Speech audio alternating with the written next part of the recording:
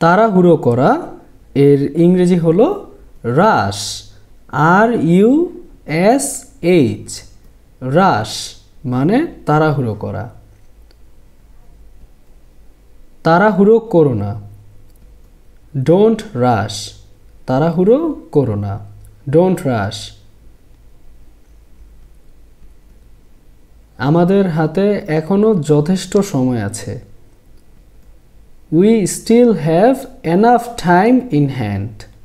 আমাদের হাতে এখনো যথেষ্ট সময় আছে, we still have enough time in hand.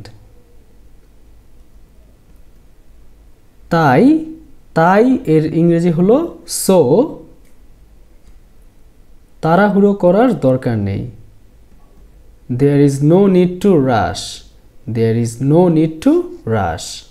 তাড়াহুড়ো করার দরকার নেই এই কথাটি আমরা ইংরেজিতে অনুবাদ করার ক্ষেত্রে দেয়ার ইজ এই অংশটুকু বাদ দিয়েও অনুবাদ করতে পারবো। নো নিড টু রাশ এর মানে হলো তাড়াহুড়ো করার দরকার নেই। So there is no need to rush এটাও বলতে পারি, আবার দেয়ার ইজ এই অংশটুকু বাদ দিয়ে নো নিড টু রাশ শুধু এটাও বলতে পারি।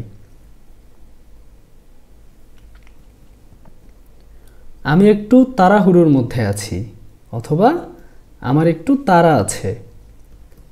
I am in a rush, I am in a রাশ।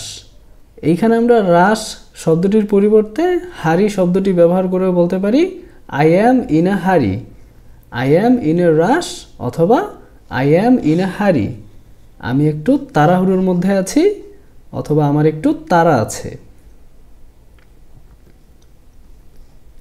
আমি আপনার সাথে পরে কথা বলবো, I will talk to you later, I will talk to you later।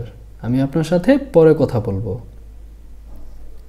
দয়া করে কিছু মনে করবেন না, please don't mind, please don't mind, দয়া করে কিছু মনে করবেন না।